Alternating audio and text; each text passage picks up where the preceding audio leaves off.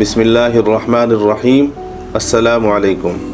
India का future infantry soldier system क्या Indian अफवाज को चाइना और पाकिस्तान की अफवाज पर बरतरी दिला पाएगा? इंडियन हुकूमत की तरफ से मुतारिफ कराया गया फ्यूचर इन्फेंट्री सोल्जर सिस्टम है क्या? इंडियन अफवाज की तादाद क्या है और भारत को इस निज़ाम की ज़रूरत आखिर क्यों पेश आई? और ये भी कि इंडिया के इस फ्यूचर इन्फेंट्री सोल्जर सिस्टम में कौन से आलात शामिल हैं? आप देख रहे हैं ऑब्जर्वर टीवी। अगर आप भी इन सवालों के जवाबात में दिलचस्पी रखते हैं तो वीडियो को जारी रखें। खित्ते में होने वाली इस अहम डेवलपमेंट पर बात करने से कबल आपसे गुजारिश है कि अगर अभी तक आपने चैनल को सब्सक्राइब नहीं किया तो जल्दी से चैनल को सब्सक्राइब करते हुए साथ लगे घंटी के निशान पर भी क्लिक कर लीजिए। इंडिया के वजीर दिफा राजनाथ सिंह ने इसी हफ्ते इंडिया की मुस्तकबिल में फौजी जरूरियात को मद्देनजर रखते हुए भारत के अंदर ही तैयार किए गए खसूसी दिफाई निज़ाम और अस्करी साजो सामान फौज के हवाले किया है। इसको फ्यूचर इन्फेंट्री सोल्जर सिस्टम का नाम दिया गया है। 16 अगस्त सन 2022 को ये अस्करी साजो सामान इंडियन अफवाज के हवाले करते हुए इंडिया के वजीर दिफा राजनाथ सिंह का कहना था कि ये निज़ाम फौज को मुख्तलिफ अस्करी ऑपरेशंस में मदद फराहम करेगा और ये निज़ाम खास तौर पर मुस्तकबिल की फौजी ज़रूरियात को मद्देनजर रखते हुए बनाया गया है। इंडियन वजारत दिफा की तरफ से दी गई मालूमात के मुताबिक फ्यूचर इन्फेंट्री सिस्टम को 3 अहम निज़ामों से लेस किया गया है। पहले निज़ाम के तहत इंडियन फौजी जवानों को जदीद राइफल से लेस किया जा रहा है, जिसमें होलोग्राफिक और रिफ्लेक्स वेरिएंट के साथ दिन और रात में देखने की सलाहियत मौजूद है। राइफल और सिपाही के हेलमेट में 360 डिग्री दूरबीन नस्ब की गई है ताकि फौजियों को ऑपरेशंस के दौरान साफ और दुरुस्त तरीके से देखने में मदद मिले। और साथ ही राइफल के अलावा सिपाही के पास मुख्तलिफ किस्म के चाकू और हैंड ग्रेनेड भी होंगे। दूसरा निज़ाम हिफाजती आलात से लेस है, जिसमें सिपाही को बुलेट प्रूफ जैकेट और हेलमेट से लेस किया गया है। ये जैकेट कलाशनकोफ जैसे हथियारों की गोलियों से भी हिफाजत करेगी।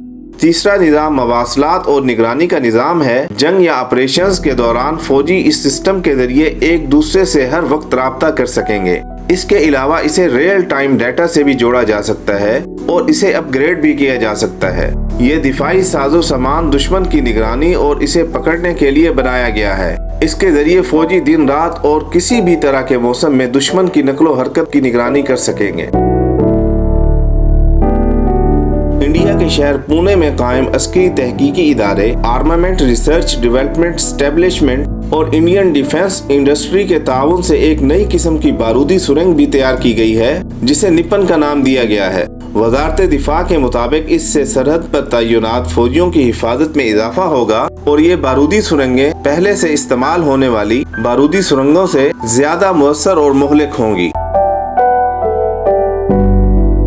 इंडिया के नए फ्यूचर इन्फेंट्री सोल्जर सिस्टम में इंडियन वजारत दिफा की तरफ से जारी की गई मालूमात के मुताबिक फौजियों को निशाना बनाने वाली नई जनरेशन की बारूदी सुरंगें, टैंकों के लिए अपग्रेड शुदा साइट सिस्टम, हमला आवर जदीद कश्तियां और हाई मोबिलिटी इन्फेंट्री अस्करी गाड़ियां शामिल हैं।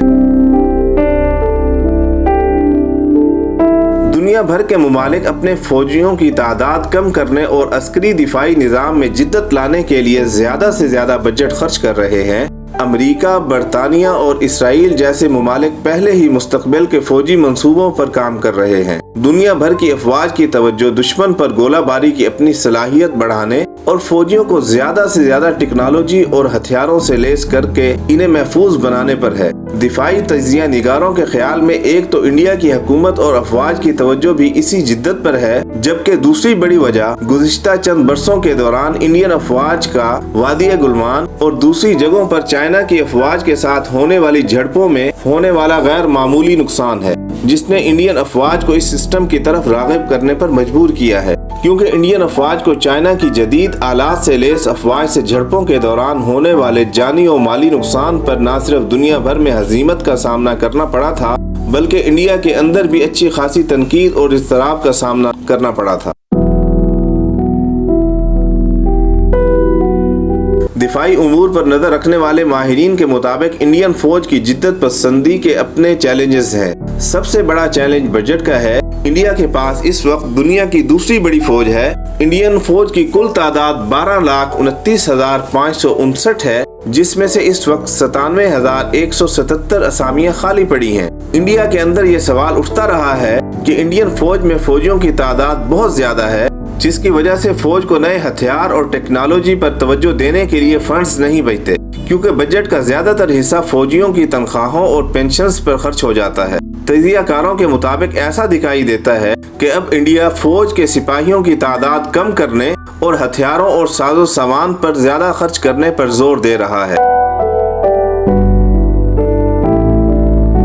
فوجی طاقت کے حوالے سے انڈیا کی اسٹریٹجک پوزیشن بھی پچھلے کچھ عرصے سے تبدیل ہوتی دکھائی دیتی ہے۔ انڈین فوج کی تیاریاں اب تک روایتی دشمن اور ہمسایہ ملک پاکستان پر مرکوز رہی تھیں، لیکن اب انڈیا چینی فوج کی تیزی سے پیش قدمی اور جدت سے خوف زدہ ہے۔ چین کے مقابلے میں انڈیا کی فوجی طاقت خاصی کمزور ہے۔